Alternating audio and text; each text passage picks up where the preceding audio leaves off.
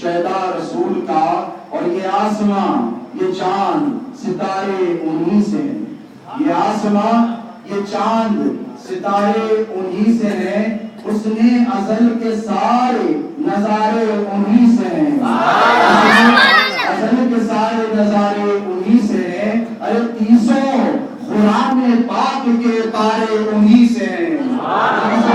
قرآن پاک کے پارے انہی سے ہیں، ارے تخلیق کائنات ہے صدقہ رسول کا، کائنات ہے صدقہ رسول کا، اور بیگم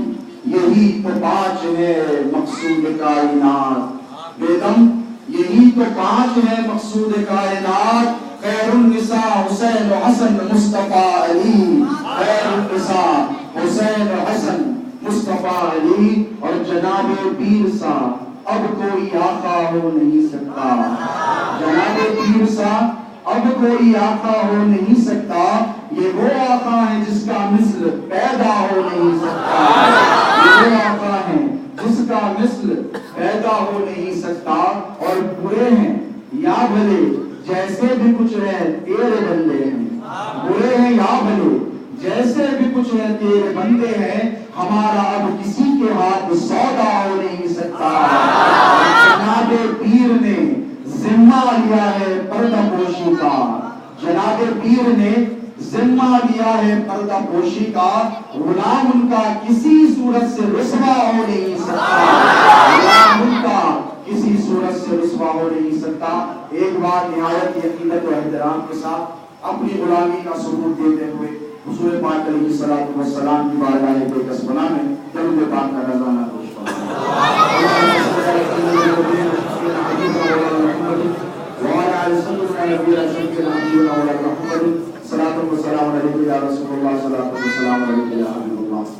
اللہ رب العزت کا بے پایا فضل عظیم اس کے حبیب پاک علیہ الصلوۃ والسلام کی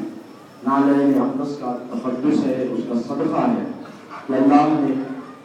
ہم غلامان مصطفیٰ کو چن لیا ہے، یہ آپ کے اور ہمارے حصے میں اللہ نے ایسی برکتیں ایسی رحمتیں رکھ دی ہیں، اور یہ جو برکتیں یہ جو رحمتیں اللہ رب العزت نے آپ کا اور ہمارا مقدر بنایا ہے، وہ در حقیقت حضور پاک علیہ الصلوۃ والسلام کی غلامی کا صدقہ ہے، کیونکہ ہم نازاں ہیں، اللہ رب العزت کے شکر گزار ہیں کہ اللہ نے سب سے بڑا کرم ہم پر یہ کیا کہ اس نے ہمیں اس امت میں پیدا فرما دیا کہ جس امت میں پیدا ہونے کی انبیاء بنی اسرائیل خواہش فرمایا کرتے ہیں۔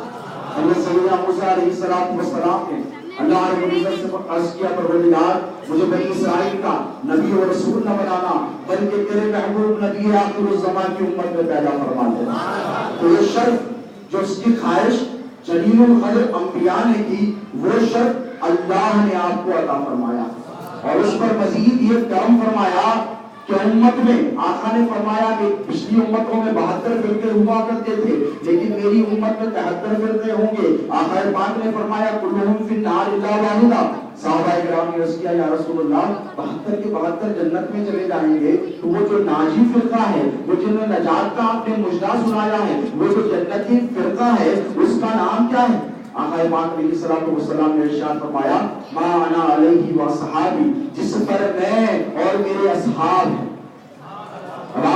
علماء اہل سنت کے جلیل القدر خطابات سنتے آئے ہیں، جب سے وہ سنبھالا ہوگا، کیونکہ یہاں پر جتنا مجمع جمع ہوا ہے میں جانتا ہوں کہ یہ آقا پاک علیہ الصلوۃ والسلام کے وفاداروں کا مجمع ہے۔